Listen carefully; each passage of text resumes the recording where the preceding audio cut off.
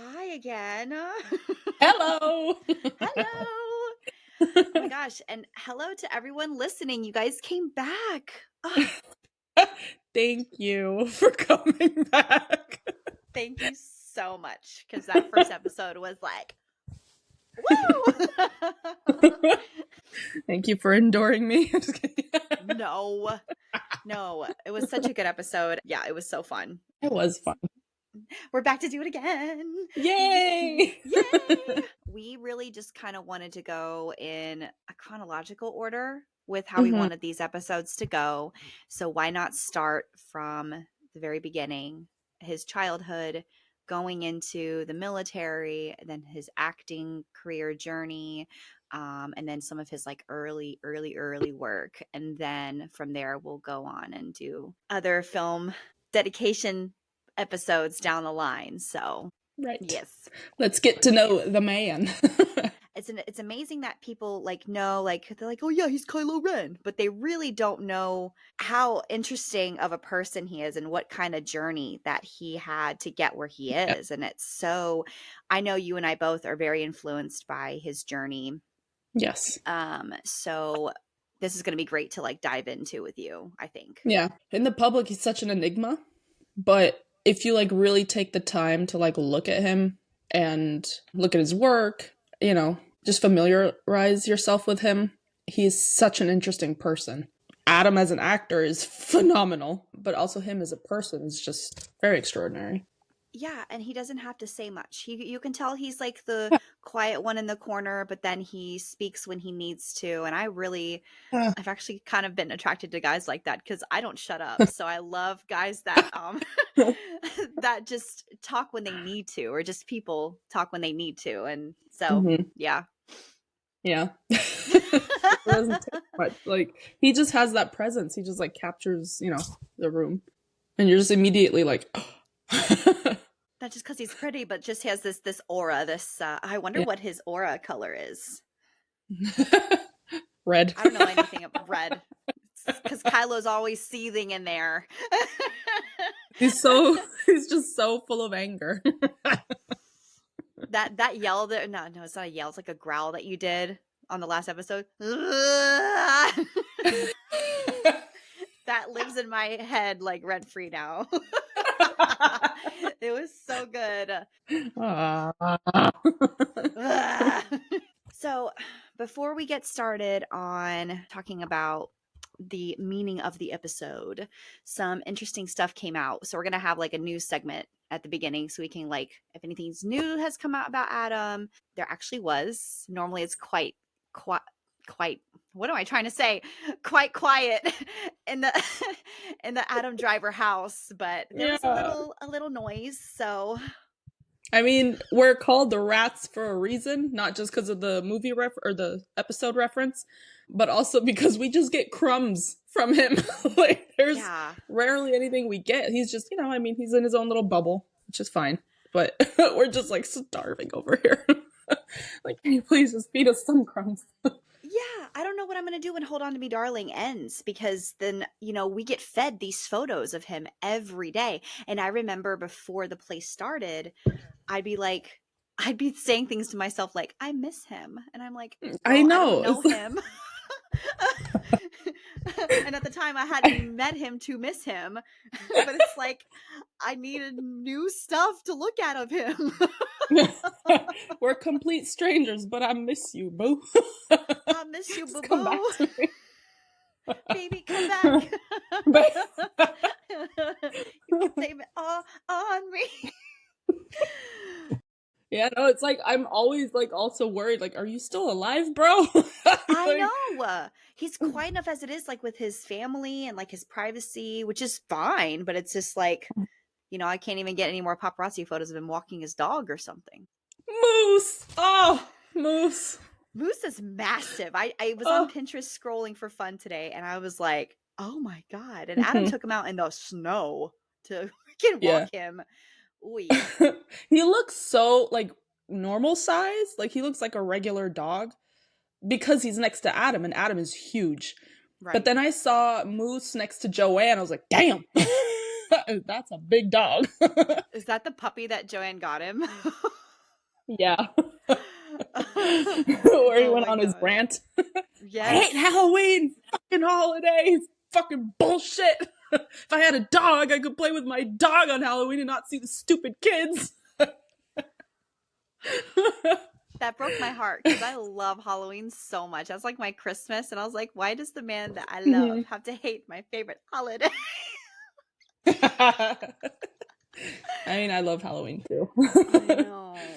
It's because we cosplay. We love dressing up. Yeah. But he dresses up for a living. Someone told me, like, well, maybe that's why. He's always in costume and he's always playing pretend. Yeah. Oh, okay, that makes sense. Yeah. Maybe. Never thought about it like that. I mean, if you do something constantly, then it's just like nothing special anymore, I guess. Right. It's like you're already playing Halloween all the time. And then he's like, okay, well, what am I going to dress up now? Because I was Maurizio Gucci yesterday. And now I'm. He cosplays for a living. He cosplays for a living. He would do so well at cons. No. Good job. I don't know if you noticed, I kind of cleaned up my setup back here. Oh, yes. It won't look like this forever, but yeah. 2 Kylos. 2 Kylos. I have a Kylo right here. There's the playbill that he signed. And then the poster, that, nice. And then my... I still need to get my poster. The big one my dad got me. Dude. Oh my God. My dad. The one that you won't be able to hang anywhere. My dad got me the biggest Burberry poster with Adam's face on it. Well, my dad and my mom. They drove like 4 hours to get it. What were the dimensions again? I'm gonna stand up real quick. So, like, it comes up to my chest.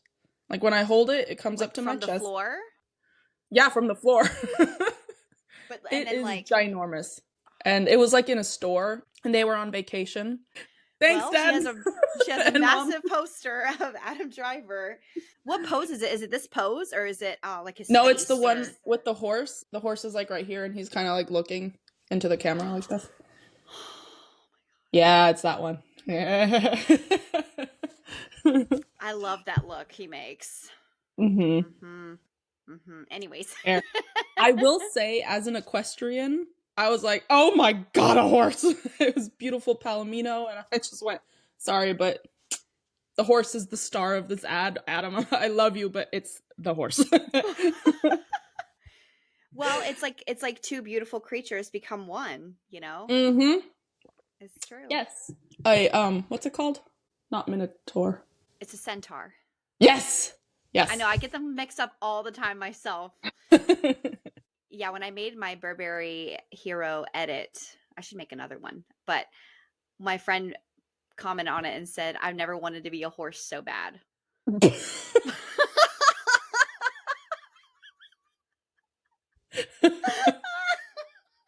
I was like, yeah.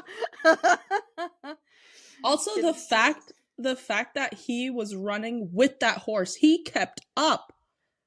Who does that? Horse speed, bro. Are you saying Bolt? Sir?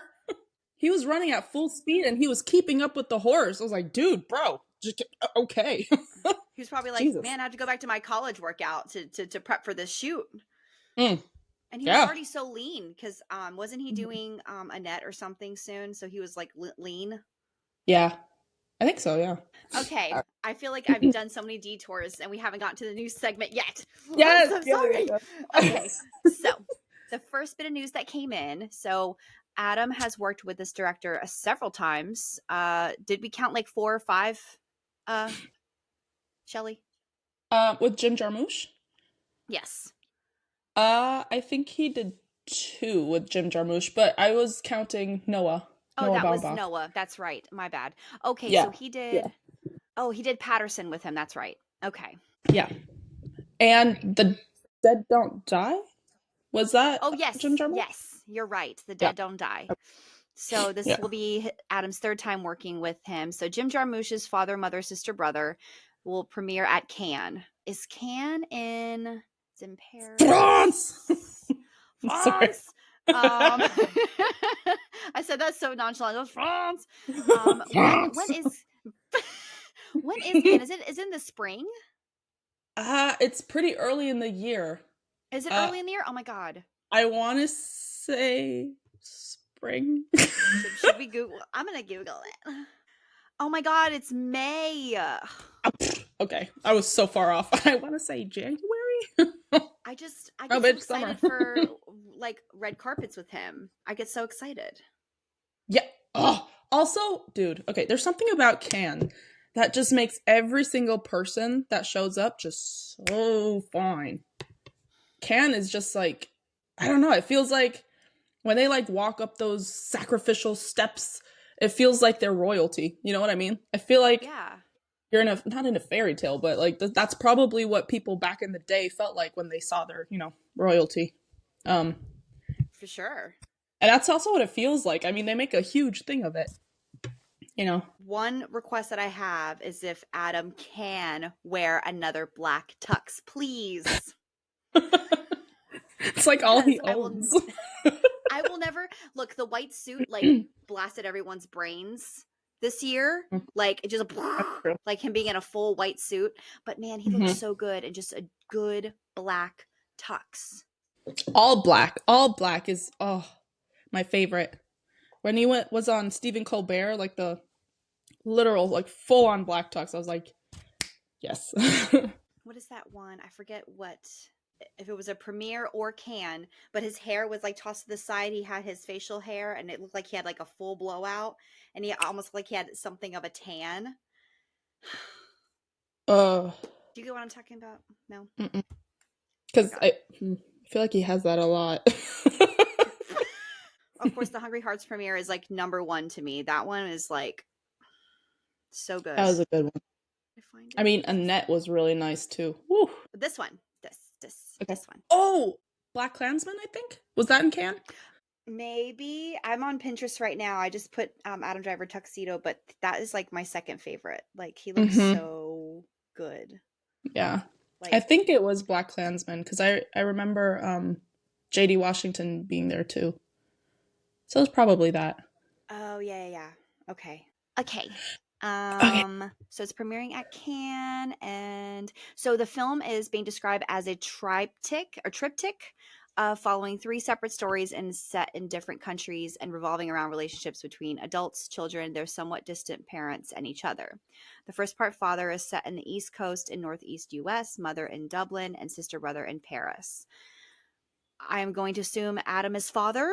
Otherwise, Brother in Paris would be kind of cool. That would be cool. France. The movie's been done.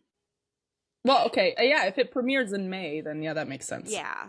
Wrap production in June and completed post-production in the fall. So he just finished it before he went to Hold On to Me, Darling. So. Okay. Ooh, wow. Cool. That man is busy. He's busy. I know he doesn't want to be busy, but damn, does he love working. Yeah. Thanks. Yeah. It's nice that he loves what he does.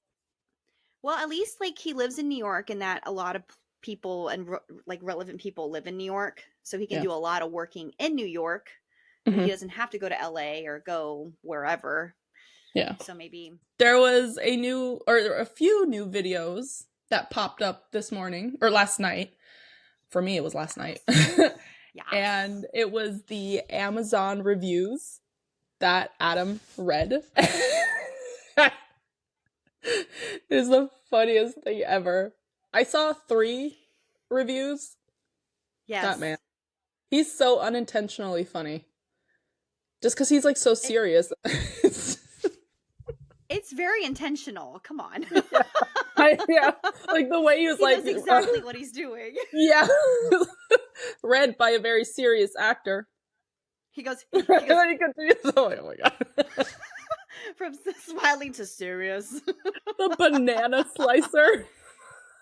The seal pillow. Insane. The seal pillow was my favorite. Yes. Or for a lover. For your lover. He did that same smile that he did when he was on SNL at the piano, and he goes, Yeah. That. The same fucking smile. Hey, Santa!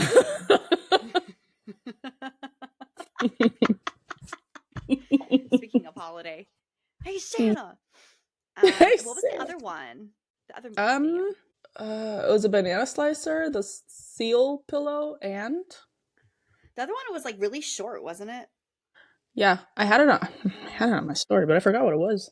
Okay, this one. I Amazon think. customer reviews performed by a real serious actor. This should be a family heirloom handed down from generation to generation. But forget that noise. I'm taking this with me over the river. Oh yeah, the crock Real pot Amazon thing. customer Taking this to me over the river. Let me see. Forget this. By the Oh, way, it's just a fucking like crock pot or something. yeah. raise a roast. They best be buying their own. God, he's so cute. 5-star. You know what my first thought was when I saw those? I was like, did I meet him yet? Or were these filmed after or before? You know, like how long ago were these filmed? Oh, Because he literally looked like that when I met him. I mean, if he's doing rehearsals all day and then the show at night, I'm pretty sure he probably did it before. Before or on his day off. Yeah, which he should use as a day off. Yeah. Don't get burned out. Yeah, Yeah, I know. Adam, please don't get burned out. Don't get burned Take out. care of yourself, man. Well, they were so freaking funny. We were fed, and I can't wait to be fed more. Yes, Yes. please bring us more Yes. crumbs. Thank you. Okay. Okay, let's get to the meat of what we're here to do. Yes. His early life. Let's talk about that. We should talk about that. Pretty sure we're gonna talk about that. So he was born in California, but his family moved to Mishawaka, Indiana. Yes, I guess he lived in California with his mom and real brother Yeah. or real dad, and then they broke up. So then mom took the siblings and him to Mishawaka, right? Yeah. Which is the Okay. peppermint capital of the world, by the way, Mishawaka. I love Yeah. peppermint. Mm-hmm. Also, Mishawaka is named after. Okay, I'm gonna have to quote this, and I will explain in a minute. It's named after an Indian princess. Ooh, it hurts saying that. Her name was Mishawaka, and like I forgot the whole story, but she like fell in love with a fur trapper or something. Anyway, there's a statue in Mishawaka. Blah blah blah. Mishawakans, listen up. There's no such thing as an Indian princess. There is no royalty in indigenous society and the community, so please don't refer to anyone as an Indian princess. That just hurts my heart, okay? Just wanted to get that out there. But the city is named after her, so that's nice. Maybe she was just a very pretty indigenous like woman. Who knows? Mm-hmm. Maybe I'm she guessing did she was something. like maybe like a chief's daughter or something. But that's not the equivalent to a princess. It's just because chiefs are elected. Anyway, Got just it. quick little detour. Just wanted to clear that up. And also, they are on Potawatomi lands. Always want to bring that to people's attention. That always want to make sure that people are aware on which lands they are, and it's Potawatomi. So Indiana is Potawatomi lands. Little side note there. Did you see the Stephen Colbert skit? The community I saw it on calendar? YouTube, but I meant to watch it and I forgot. Please elaborate on that. Listen up, the way Chad. he just laughed at that. So basically, Adam was on Stephen Colbert. He did like a news segment for Mishawaka as like a community calendar where he like listed all the programs and all the events that were going on in the city. And then Adam basically like has a detour. There's like a what was it? Like an archaeological event going on. I don't know if all of these events were real or if they were just, making shit up. And then he just looks in the camera. He's like, because apparently, like, they weren't supposed to be taking sleds to where the kids were. And so he screams in the camera. He goes, "Did you hear that, Chad? Keep your damn toboggan out of Boggo Creek. If I catch you down there with a sled, zipping around like a maniac and endangering those precious children. Next month they'll be identifying your skull at Bendix Woods County Park. Again, Shelley remembering these extensive lines. It's amazing. I'm a theater kid at heart. It's great. Yeah, it's so good. Please watch it. It's so good. What is the quote that you mentioned? Like, you can take the man out of Mishawaka, but Oh, that's also from that skit. It's you can take the man out of Mishawaka, but the spirit of this town is something that you can't Mishawak away from. So bad. Does Adam say it himself? Yeah, he does. Oh, Mhm. it's got to be pure gold. Again, delivery. please watch that skit. Yeah. It's so good. Yeah, he lived there with his mom, dad, and sister until they split, and then his stepdad is a pastor, which is how he got into choir, I believe. Oh, yes, I did read that. Yeah. And then just like all throughout high school, he did plays like The Jungle Book, The Odd Couple, Into the Woods, where apparently he sang Agony. Who sings Agony? What character? Philip, or Cinderella's prince? Is it Philip? Oh my God, he plays a prince? Yeah. And he sings Agony. Like, that's... Agony! Oh, the torture they teach! That's a good song. Wow. I haven't seen Into the Woods in a while, so I need to like rewatch it, I think, but I did love it. I saw footage of him doing how to get into business without even trying. Is that what it's called? I think so, He yeah. did that too. Mm-hmm. And Arsenic and Old Lace. He was Mortimer Brewster, bro. Oh, I read that. I took drama in high school, and I did read that. Yeah. Mm-hmm. And then Oklahoma, I think he said he was into. Yes, I remember when he was on Seth Meyers, and they were joking about how in his Julliard audition he sang "Happy Birthday," and then Seth Meyers was like, "I mean, you could have sang Oklahoma, but it's just one word." So, yep. And I think he was referring to that, probably like that he did Oklahoma before, but yeah, probably. Okay, this is one of my favorite facts about him. He started a fight club. It's mine too. It's literally my favorite too. He watched the movie, liked it so much that he started a fight club with his friends. So they got together, just beat each other up. I could just like imagine him going like, "That's a great idea. Let's do it." He just beats the shit out of people. A fight club. There is kicking, punching, slapping. Everything's allowed. Yeah, apparently like nobody had to go to the hospital or anything. Like it was still civil. Civil, but no broken bones or broken noses. And it wasn't too serious, but they got hurt. I'm just like, oh my God. I feel like if I knew him, like if I went to the same high school as him and I found out that that's what he was doing, I'd be like a little like frightened, but also be like, like here.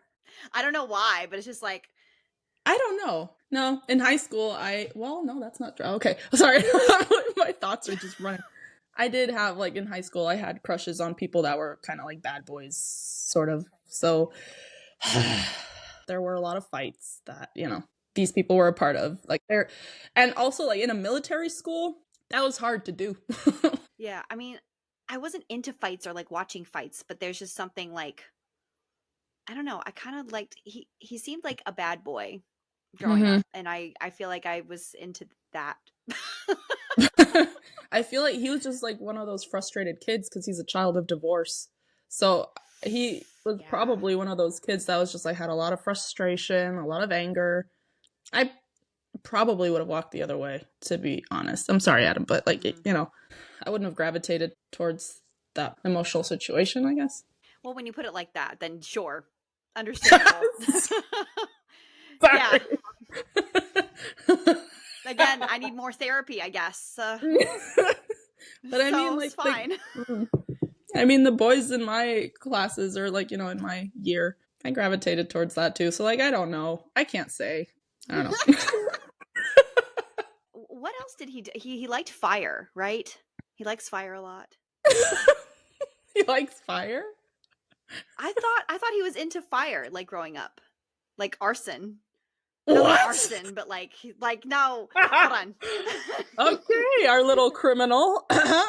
He was stealing chips from dumpsters and committing arson and involved in a fight club. All right. He's gonna sue us for defamation. Don't come for us, Adam. Sorry. Oh my god, I would be terrified if he served. I'd be like, oh my god. I'm so He sorry. did go into the freaking mortar. He's a mortarman. In this article from Nikki Swift says that Adam did, in fact, like to set things on fire, climb radio towers, set tires on fire, etc. I'm not crazy. Anyways, continue, darling. My little Sorry. arsonist.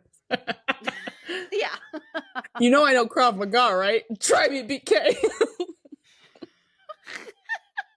My cousin and I, we wanted to sign up for Krav Maga because of that. Like, I mean, of course, because of self-defense and everything, but like, Yeah. we would joke around, you know, sending each other memes like, you know I know Krav Maga, right? Try me, BK. See this biscuity cookie? This is you. His, like, early jobs, do you know anything about that? He was a vacuum cleaner salesman, going Mhm. door to door, knocking. According to him, he was not good at it. He's not a salesman whatsoever. The fact that his parents like made him pay rent at 18, it really shows like the generation difference, because as a Mhm. millennial, that Yeah. kind of happened just not like right away. Like, can you imagine Mhm. November 19th appears and then they're just like, Mhm. cough it up, boy. You could have- Mhm. I mean, age-wise, he's in between the generation of my dad and me. He's still closer to my dad's generation, like, in that mentality. Because, like, there's certain things where I was like, yeah, no, our generation wouldn't have, like, had to go through that. And, like, I mean, my dad got a suitcase for his 18th birthday, too, so it's, like, very similar. It's, like, that's just that generation, I feel like. Yeah. You either had to pay rent or get the fuck out of the house, you know? Yep. Yep. Exactly. Meanwhile, me with 23 at home.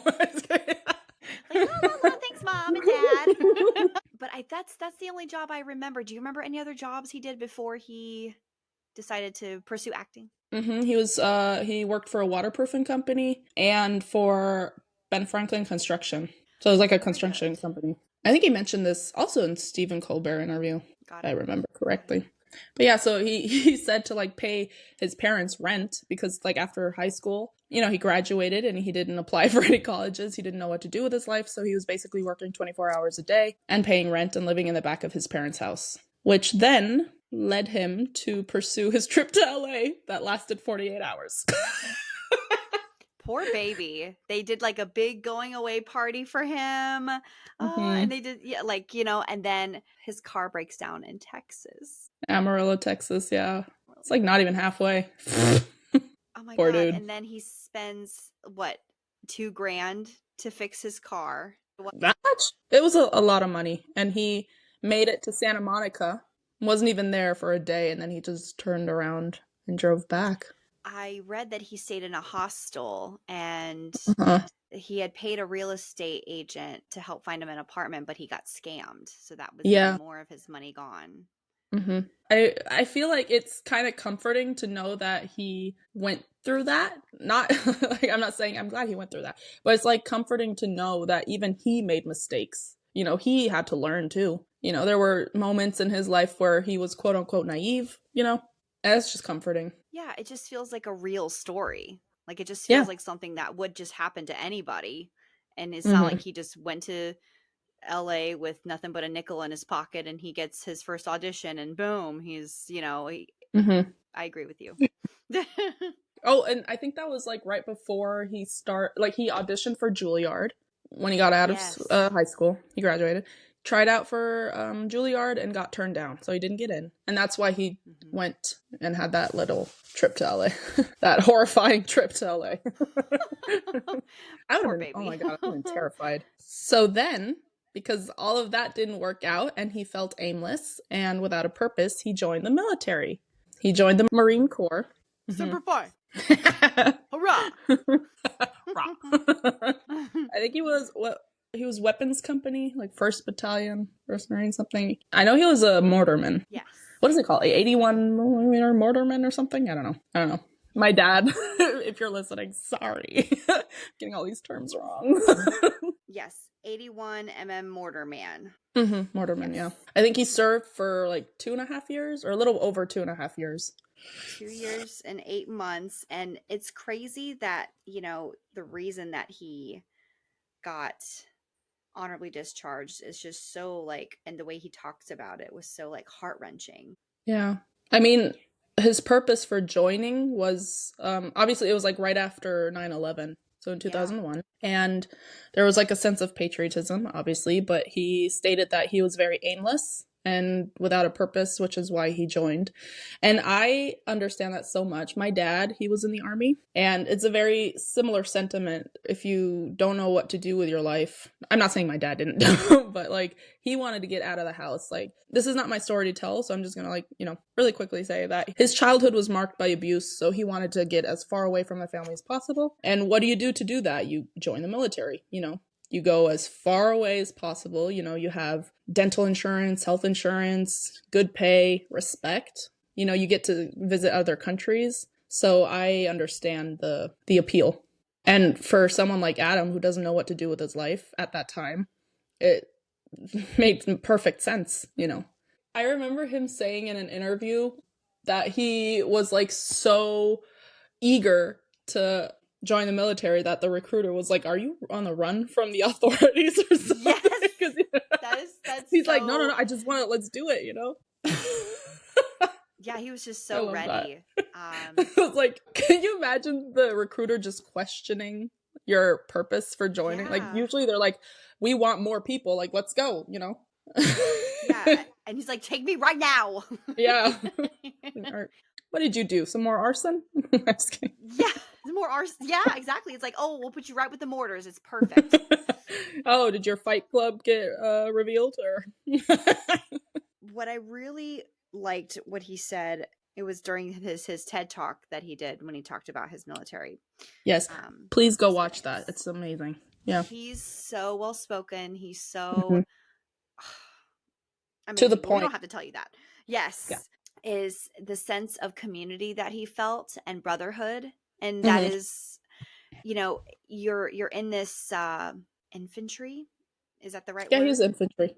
Yeah, you're in this infantry of other men that you may not have anything in common with outside of the military, political beliefs or anything like that, and it was just religious all that beliefs just chucked aside. Yes. Yeah. Knowing that you are here for a purpose, to work together for a mission, and you have to put all that aside. And he found such great close friendships in the military, and that's so nice. That's so beautiful. Yeah. That's a bond that is definitely a reoccurring theme in the military. Like, I hear my dad talking about his buddies that he had, like he was overseas with, or that he was in the military with. He still, like he said, that's something you can't find in the civilian world, is these strong bonds where this person will protect you with their life and will always be there for you. They won't just leave. They're not going to abandon you. So I think that's something that a lot of soldiers look for when they get out, either when they retire or, they're discharged or whatever. And you can't really find that in the civilian world. Maybe I'm not thinking of anything right now where it's equivalent, but I know as an Army brat, I can say that as well. Like, the kids in the military growing up, like, you kind of gravitate towards each other. Like, every person I know that I'm really close with has either a partner in the military, or they grew up in the military, or, parents in the military, blah, blah, blah, or themselves. You just gravitate towards each other because you have like a mutual respect and, same trauma. There was like so many times in school, like even people you had issues with, like if there were conflicts or whatever, you just bonded so quickly because you're living a very nomadic lifestyle, like every couple of years you have to move, you have to be flexible, you have to bond with people really quickly, you have to adjust. Yeah. And like in classes, especially during the war, when people when we were in class, and sometimes, soldiers would come in, or teachers would come in saying that a parent has perished, You know, you just clicked with that person instantly, and you knew they either they had your back or you had their back. Even if you had issues, that all vanished. You were there for Yeah. each other. Once that was gone, you you went back to hating each other. I don't know. Just kidding. But like, but in that moment, you just, you know, it was like a, I got you. And Yeah. when my dad retired and I was in the civilian world, I felt like even me, as, you know, by extension, I was looking for that too. And I didn't have that where I grew up, which I'm not going to say where, but Yeah. I didn't find that. So you naturally just gravitate towards each other because there is that sense of camaraderie. Yeah. And it's even more so for soldiers, obviously, you know. Sorry, that was deep. No, that's because, yeah, I mean, I get that. I was saying that the trauma bonding is Mhm. whether it's military or not, is also a great way to meet people and that understand, you know, a certain Yeah. kind of pain that not everyone gets to experience. You're constantly in fear. You like always enduring like existential crisis. You don't know if you're, you know, gonna live through the next whatever. You know, even the families and spouses of the soldiers, like, are they gonna see their soldiers again? This was 2003 when my dad was deployed. Like, we lived from week to week because during the week we didn't hear anything from him. We didn't know if he was, you know, if he had perished or if he was, you know, if there was an accident or whatever. So we always had to wait till Sunday till he was allowed to call. And if like something happened, if there was an attack, we'd had to wait another week. So we were out of our minds, you know. Every time we didn't hear from him, we were scared shitless, you know. So Yeah. So I wonder if maybe some of Adam's family kind of experienced that too, like just the worry if he's still, you know, even though he wasn't deployed, he was still training, and, you know, things could happen. So yeah. I think it was a couple months away from deployment when he had his accident. Yeah. And so he wasn't, you know, he couldn't go. And he always says that he was just so, you know, he was just, you know, so disappointed Really and like, him. yeah, he's devastated. He got injured from a mountain biking accident. Yeah.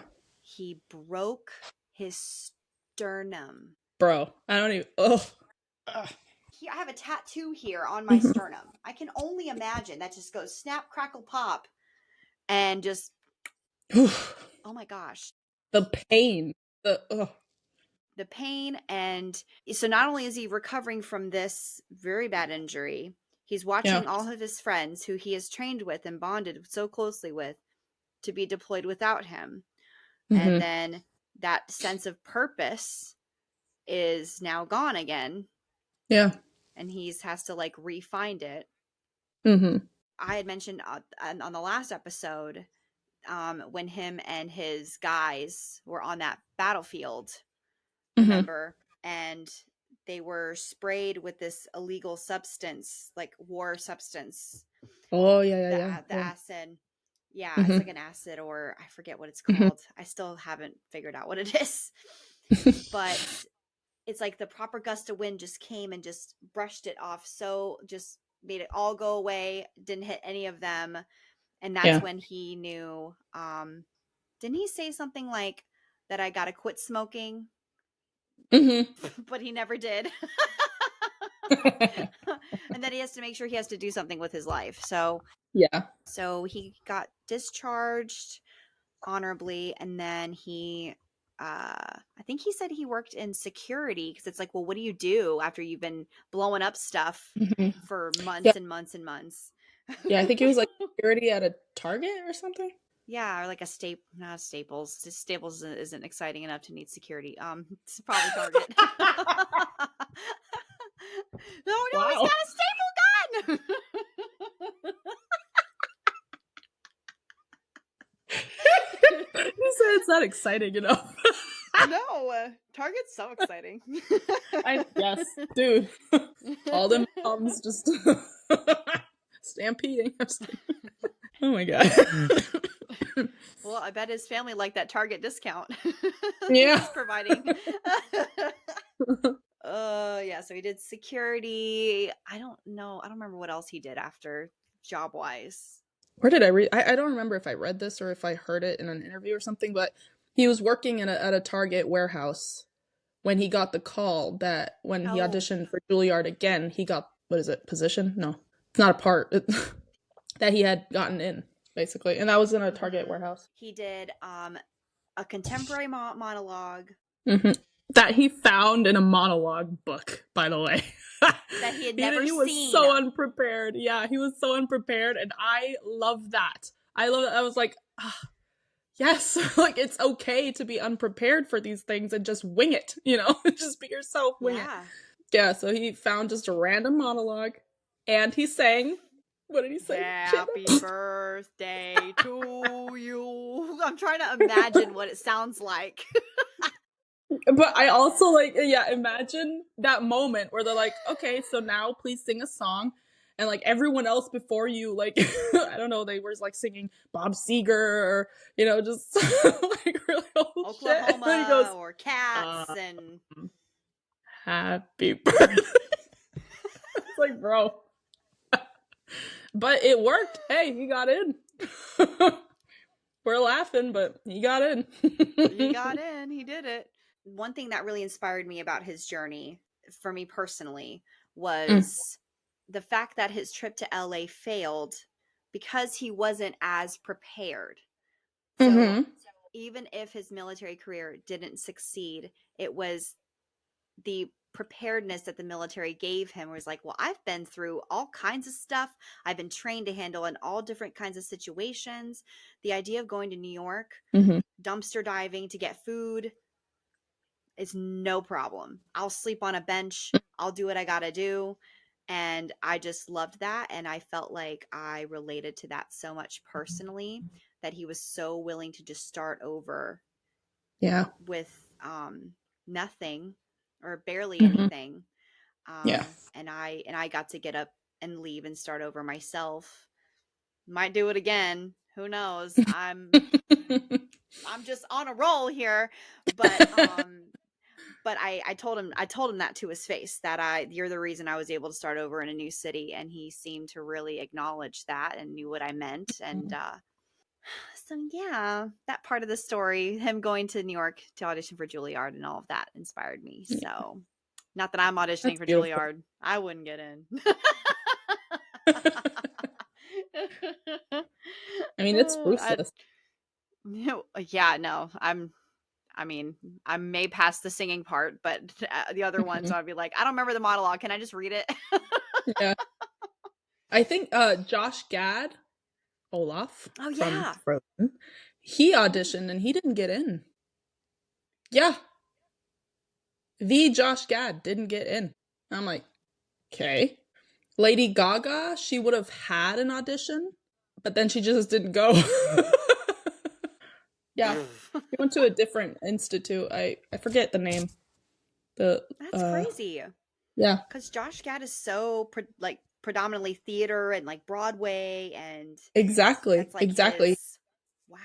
That's his shit. Well, Al must have been very charming and very, very, very good. He must have been tap dancing the whole time. Yeah. I mean, it's very valid that he got in. But I feel like it's just a little weird that Josh Gad didn't get in.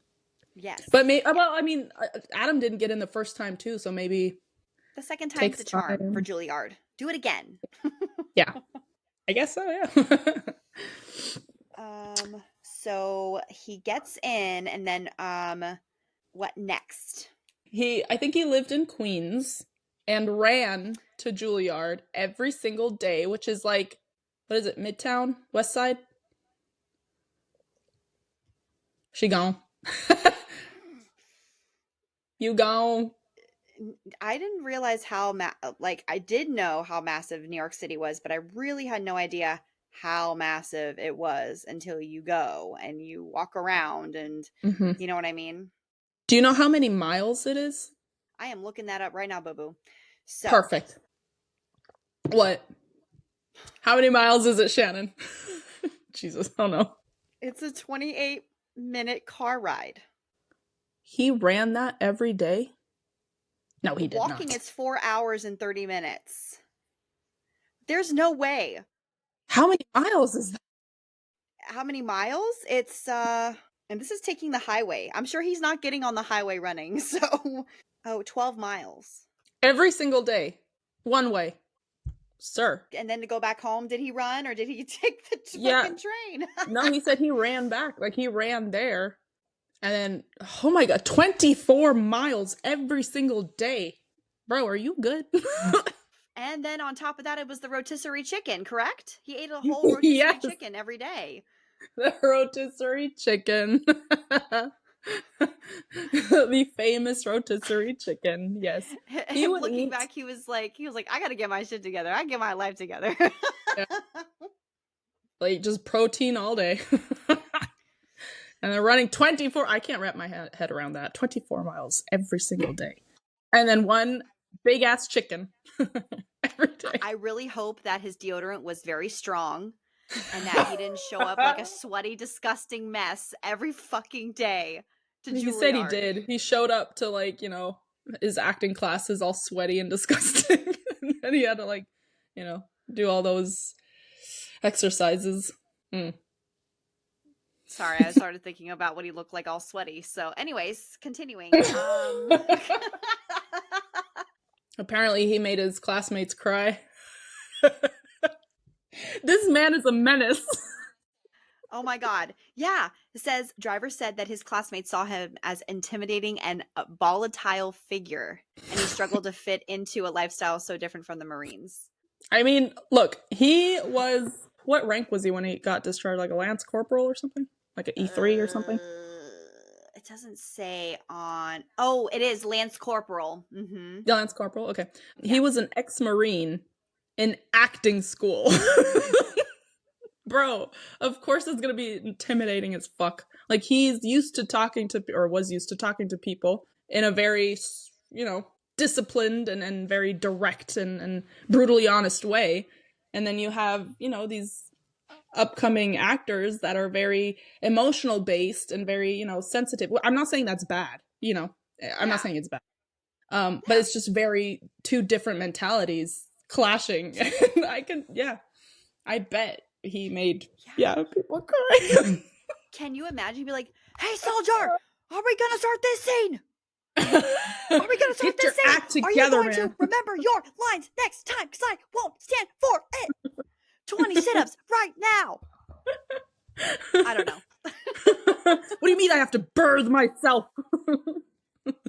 Yeah, so he did that.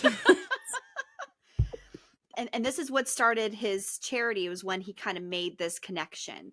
As he's in Julliard reading all these works, realizing that he is, even though none of these works are military related whatsoever, he is finding a connection between the works and his experience in the military. And it was something that he said he couldn't really vocalize or say.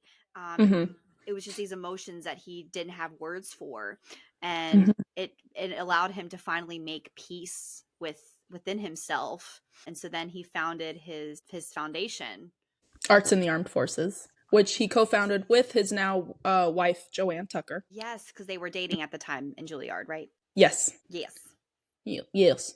And that is something so beautiful because, look, like theater, or, you know, being able to be articulate and being able to reflect inner processes and just trauma in general is so therapeutic, so cathartic. And people in the military, they are exposed to trauma after trauma after trauma. And these people, like soldiers and their families, they need proper therapy, you know, and proper ways to deal and cope with what they're going through. So him and, of course, Joanne, providing a space where they can reflect and, you know, possibly see something or relate to something on stage that they are going through at home. That's just so beautiful, you know, because like he says, like, being able to articulate feelings and things that you're going through is such a valuable tool. Yeah. You know, especially taking it from like a very different world than theater. Like, you would never say the military and theater are very synonymous or connected worlds whatsoever. The fact that he's probably exposing these men to something a little bit more than just maybe the And occasional play that you read in school, you know what I Mhm. mean? Just to more contemporary, relatable work, you Yeah. know? Yeah. That's really cool. Yeah. So that's beautiful. I was lucky enough to attend one of his ATAF events. Yes. Yeah. For military, the tickets were free for military members and their families. I'm so happy you got to do that. Yeah, and he was there. It was during COVID, so it wasn't like a face-to-face thing, unfortunately. It was online, but he was there. He introduced the whole event, and then Tom Hanks was there, which was really cool. And then we all watched a movie together. I think, what was it, The Odyssey? No. What was it? The one with the apes. Is it The Odyssey? The Odyssey. Was it Greek? No. I don't remember what it was. It's like the like that evolutionary movie with like, oh, there's space, and then you see these apes, and then they find tools, or they make tools, and then they evolve. Planet of the Apes? Yeah, no. I was gonna say yes, but no, it's not I Planet was of like, the what? Apes. It's a really old movie. Oh. Who cares? Doesn't matter. But yeah, so we watched a movie together. And Tom Hanks then analyzed the movie, and Adam then, like, he wasn't there for the whole analysis, but he introduced the event and then ended it. So that was really interesting. It was really cool. I obviously haven't been to one, but I did see one. There is one attached to the TED Talk, so if you guys want to watch that, there is another one that if you Google Adam Driver, like Marine and his foundation, there's one where he does an Irish accent. It was like 10 years ago, and it's a monologue piece about drinking and to kind of open up about that, and I think that's a really good conversation to have, especially when dealing with trauma and then just resulting in drinking as like a coping, and how accepting and normal like drinking is, even though Yeah. they're referring to like like Ireland, which is like culturally like ingrained with Mm-hmm. drinking. It could still kind of relate to, the American armed forces, and it was so good. Yeah. And it was really funny because when I was showing other Americans, they're like, "Oh my god, the accent is so good." And then you ask an Irish person, and they're like, "Nah, it's all right." Irish is so hard, and I thought he did a great job as just like pulling one out of his ass for the monologue. Mm-hmm. Anyways, it was great.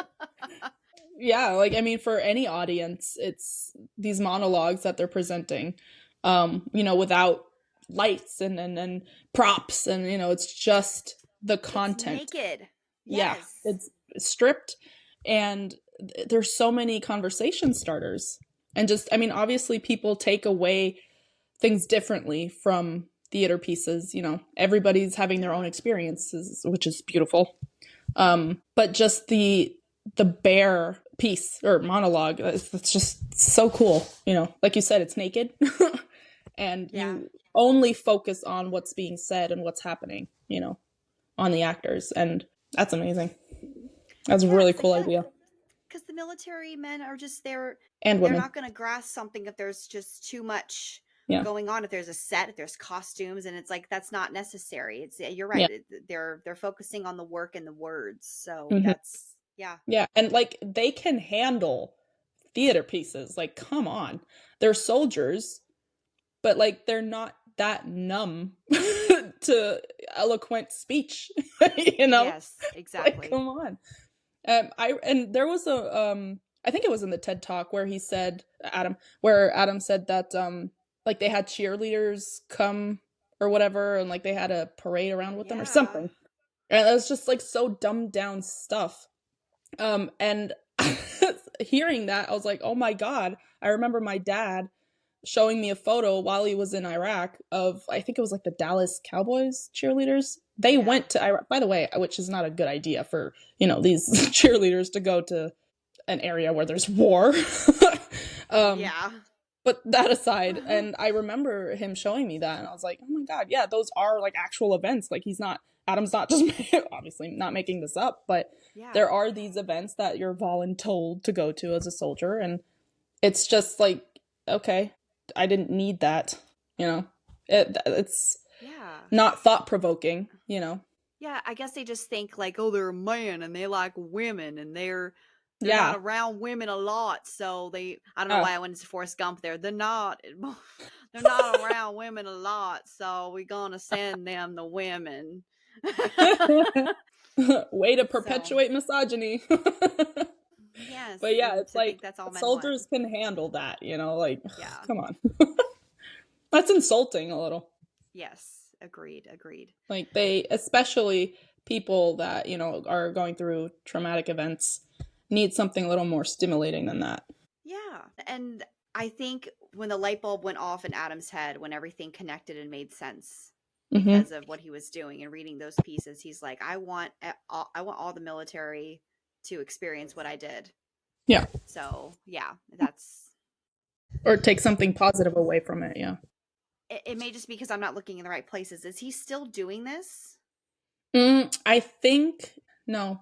I mean, ATAF, I believe, still exists, but he's not involved with it anymore, I think. Because I think now that he has kids, you know, he has 2 children, maybe it was too time-consuming. It was either at the end of Girls or it was during the Logan Lucky, because he looked about the same. I saw him visit a base. Remember, that's when he had the tactical vest on and the knife in his mouth. He was in Kuwait for that, yeah. Oh, okay. Yeah. I couldn't tell if that was like end of Girls or if he was playing Clyde Logan recently, because they look the same, like as far as hair length and like. Yeah, it was definitely Clyde Logan, or you know, the movie Logan Lucky, which I'm excited to talk about, by the way. But yeah, it was Logan Lucky because he has like he had very long hair for that movie, so it was that era. So after he I guess graduates Julliard, I had read somewhere that he almost was convinced to leave Julliard for a role, and that happens a lot to actors, is that they'll get offered a role and not finish school. But if he didn't finish school, then he wouldn't have met Joanne. So it just kind of worked out. He's like, no, I'm gonna finish. Yeah. And then he met Joanne, and then, you know, they've been together ever since. Yes, baby girl. But I know that he like turned down a lot of like movie roles, or not movie roles, but TV shows, because how do you say, TV was evil. Like he wanted to focus on theater, you know, which I get. There's just something so beautiful about theater, you know. Yeah.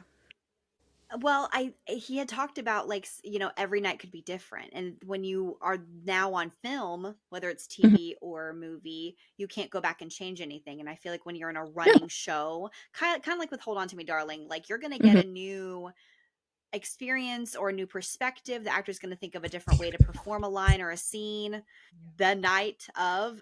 So you basically get the option to make new choices every day, which is nice, you know, to learn from the mistakes, quote unquote, and improve.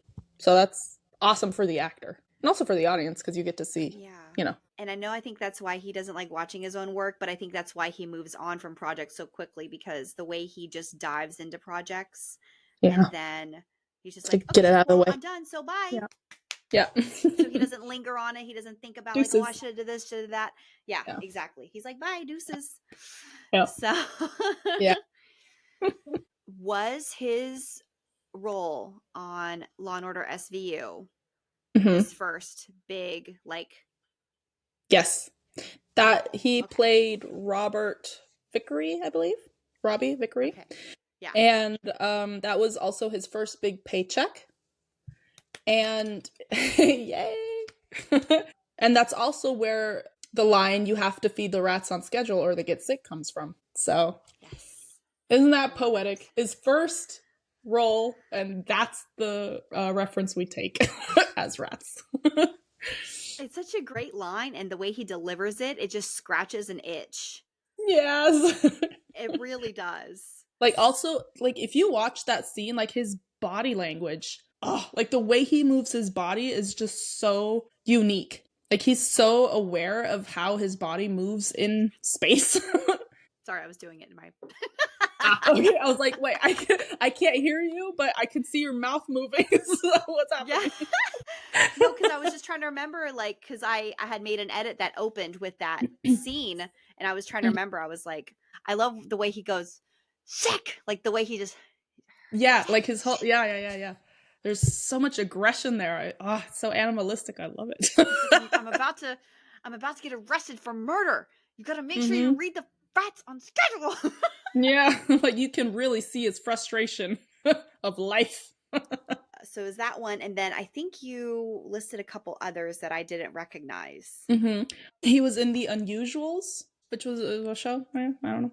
I have not seen that, unfortunately, but his either scene partner or like a running character is Jeremy Renner, so Hawkeye himself. Jeremy Renner.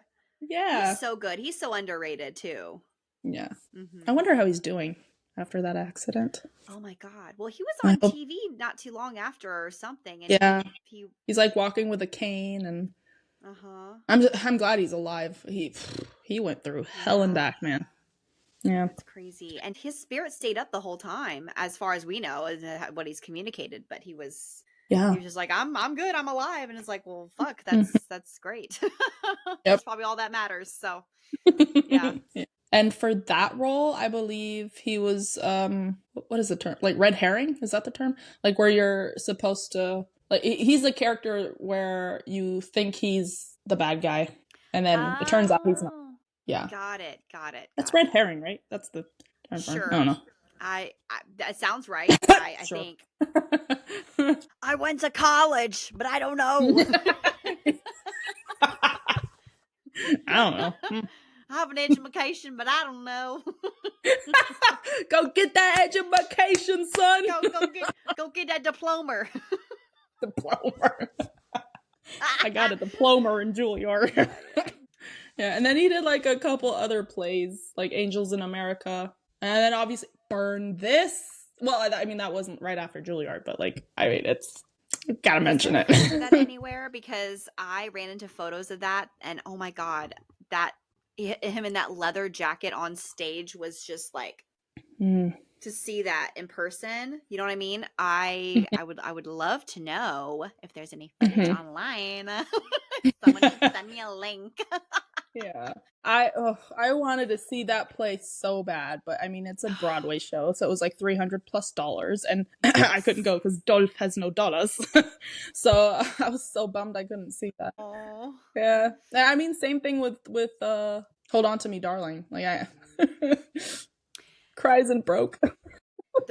So the way that me and my friends did it, it was 3 of us, and if we bought them in bulk, it was cheaper. So we saved like $40 or $60 by paying. So I bought all of them, and then they paid me back. It was just under $400. Okay, yeah, and that was off Broadway, right? It was off Broadway. And the theater was so small and like intimate. Like I would probably would fucking prefer that to do again than to try to go in this massive theater. Because I saw Cats, like it was when they were touring, but I saw Cats, and that was like a big theater. You know what I mean? And well, that has to be a big theater, but you know what I mean? Yeah. But like this was small and intimate, and just like it felt like I was going to it's not, I'm saying this as far as the size, like a school performance. It wasn't a school performance, but just the size of the like venue. The size of the stage, basically. Yeah. Yes. Right. Very professional, very good. Good soup. What do you like about the medium of theater? I mean, we kind of touched up on that a little, but what do I like about it? Mm-hmm. It's been around for so long. It is like the longest form of entertainment besides sports. And, you know, going back to like the Greek times, it's how they told stories. Even when you watch like Game of Thrones, they use theater to talk about gossip and rumors and to deliver the news to people. So it's been around for so long. And I'm an English major. That's what I majored in college. So even though it wasn't theater, it was still like a lot of reading, and we read plays, and I took drama in high school. I like the reason why Adam likes theater is because you can change it up however you want every night, whatever. I just feel like it's a different style of acting than on movies, because like with movies you can get like close-ups, it's a little more not natural, but like in theater pieces it's always very a little bit more exaggerated. Like you use your whole body more, and your facial expressions Yes. are a lot more intense, and Yes. so it's like a whole ass workout as opposed to film. Yeah, they tell you the bigger you open your mouth, the more sound comes out. So you're not mic'd Hmm. on the stage half the time. Yeah. You're using your own voice and projecting. But that's true. Yeah, you do have to exaggerate your body more. I guess I didn't realize that too. I'm sure this makes other people feel this way, but I find theater to be very really just open for you to be yourself and to be accepting, and it's a Hmm. great community for like the queer people. Hmm. It's not just for queers, but there's a lot of queers in the theater community. So that sense of community is Yeah. also what I really like about theater too. Yeah. Speaking of a sense of community, I feel like for an audience, that happens as well. Because, like, you're so in the moment.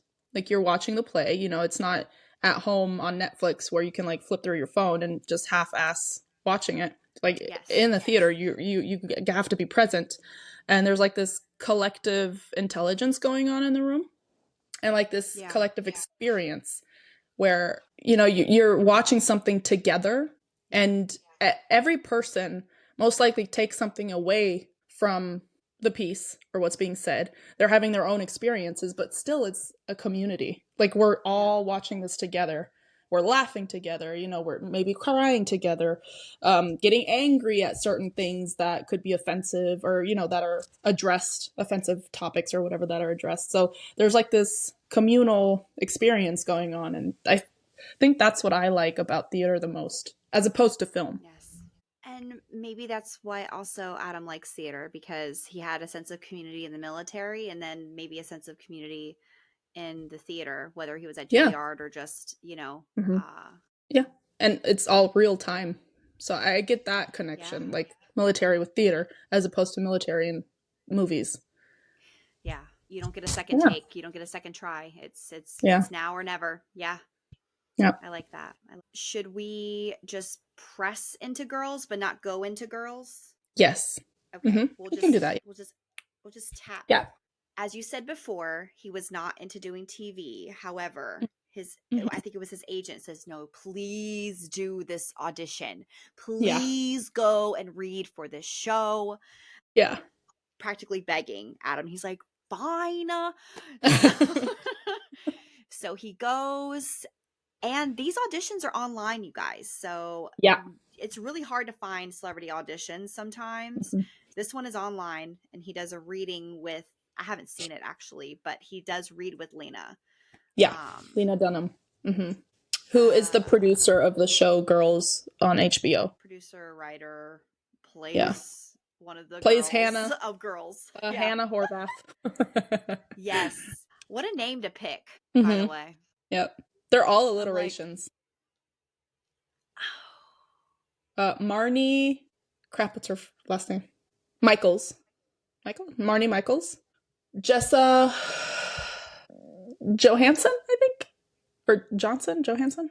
because Who's she's the South last girl? African, Oh, right? no, she's half English, half American. Okay. Okay. Yeah. I was trying to spot her Half and accent. half. Okay. That's why she has that, like, mix of an accent. Got it. Got it. And then the one that talks a lot. Damn, what's her name? Shoshana? Yeah, Shoshana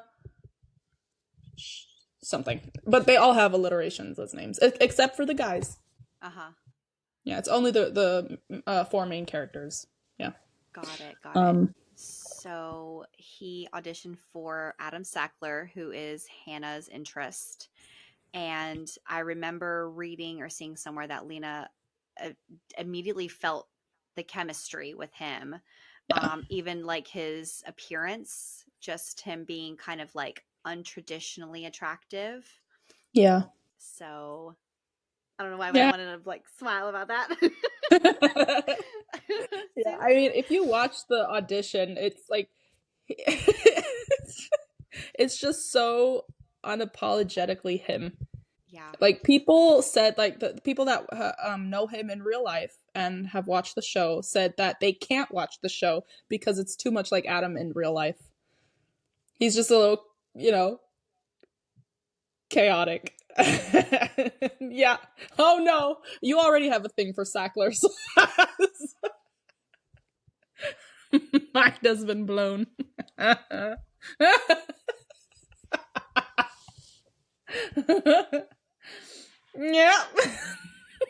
That's what I like about Adam Sackler, is because he's fucking crazy. Mm-hmm. And He is such a chaotic crackhead in this show. And I love him for it. It's so good. I mean, there are like multiple scenes where I had to pause because I couldn't watch him. I was like, oh, this is a little much. But like, not because he's doing a bad job or anything. He's doing a great job. It's because it's so convincing and it's so realistic. I don't want to get into it because we're gonna have episodes about girls, so I don't want to get into it. But it's a great show. Like, I mean, for Adam fans, it's a great show. I had deprived myself for so long of Adam Sackler because I just, Lena's a little problematic and I really wasn't sure if I wanted to lean into it, but I started watching just some of his scenes. But I will watch Girls for the pod. Mm-hmm. Okay, I will for the pod. the show for the pod. When I finally watched his scenes, I was like, I get it. Mm-hmm. I get it. Mm-hmm. Mm-hmm. So he auditions, he gets the role, mm-hmm. and then they do the pilot. And I think Lena sits down with him to watch the pilot. Mind you, he hasn't watched his work in real time like that. And that's when he realized that he cannot watch himself because he will overcritique and want to go back and change things. And once it's set in stone in film, that is it. So that's where that started. And I believe the pilot premiered on his 27th birthday, if I'm not mistaken. Oh, wow. Look at that. Either they filmed the pilot on his birthday or it came out on his birthday. It's one of those two.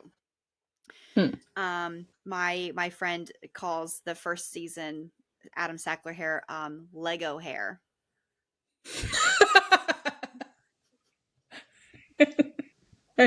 He's just this massive dude in just these jeans and then this Lego hair at the beginning. I see, because he has like that emo boy, skater boy, like side sweep. Yes, it was just extra short in that first like couple episodes in season 1, and then it finally became like normal looking later. But I mean, you can tell his transition into Kylo during Girls, by the way. Yes. Like, you can see him getting buffer.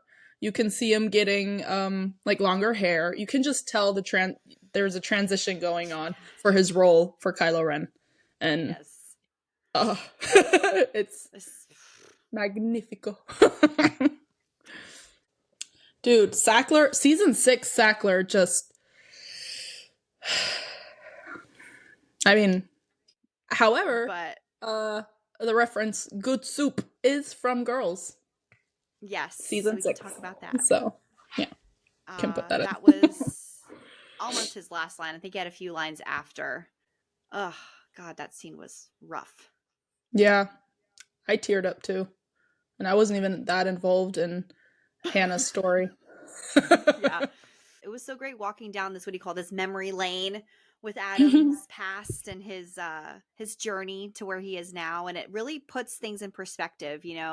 That everyone's got a story and everyone's has a life before fame, and he did. And people struggle. So that's okay, because it shapes you into the person you are today. And look at him, a star. Yeah, not just a star celebrity, but a star human being because of it. Yeah, like that's what I take away from him as well. Like his journey. Like there have been moments in my life, especially the past couple of years, where I've been struggling. So knowing that he had those moments, I'm like, okay, this is how life is supposed to be. Not everything's, goes to plan, and it's okay to struggle. It's okay to make mistakes, because again, it makes you the person you are today, and it makes you stronger, and you learn, and there's always opportunities for learning, and improving. So learning, improving, and that everything usually is pretty fixable. I mean, yeah. In retrospect, you're like, you make a mistake, things happen. It's like, well, I don't think that's I'll recover from this, and I'll, fix it, and it'll be fine. Exactly. That's my anxiety talking. how I come down from anxiety. I'm like, oh, you'll be fine. You'll be fine. It's just a bump in the road. Everything's going to be Yep. okay. You need to breathe because your chest hurts. Yes. Yeah, everything happens for a reason, and everything is going to play out exactly the way that it's supposed to. Exactly. I'll do Kylo. Perfect. So yeah, you guys get to see us cosplay more, not just on our pages. Yeah, this was really great though. It was really important for us to dive into this, so I don't care how long this episode is. It's because it's like the heart of him, you know? So that's so important to talk about more than just his work. So Yeah. Yay. And the message, I guess, is again, it's okay to be different. It's okay to struggle, and everything happens for a reason. And everything's gonna be okay. Everything's gonna be okay. And the plan is there is no plan. There is no plan. If you know that quote where it's from, please comment, like either on our Instagram or something. If you know where that reference is from. If you're looking for us on socials, we are Good Soup, Good Driver. No, Good Soup, Great Driver. Good soup, good driver. Yeah, Good you soup. know, mediocre driver. You know, it's Good fine. soup, más o menos driver. Más o menos. Okay, we're a Good Soup, Great Driver on both Instagram and TikTok. Yes. Shelly, where can they find you, Boo Boo? What are you called? I am on Instagram and TikTok. My tag is I've always been solo. Ben, as in Ben Solo. And where can they find you? Well, they can find me also on Instagram and TikTok, but not the same names and not an Adam Driver related name, unfortunately. So it's Starry Eyes, StarRrYYEYES. If you listen to Motley Crue, then you know. Okay. And then my TikTok is What's Up Shannon. Yay! Yay! You guys, it's 4:30 in the morning where I'm at. It's 10:30 And for me. I'm wide awake, dude. Like, I don't think I'm gonna sleep. I've had so much caffeine and soda. I'm good. Oh, night owl. Night owl. Exactly. Thanks for tuning in, Thank you guys. for listening. Thank you for the support. We love you. Drink your water. Take your meds. Yes. Stay hydrated. Stay fed, rats. Yes. Go watch an Adam Driver edit. Bye. Yeah. Bye. Oh my gosh.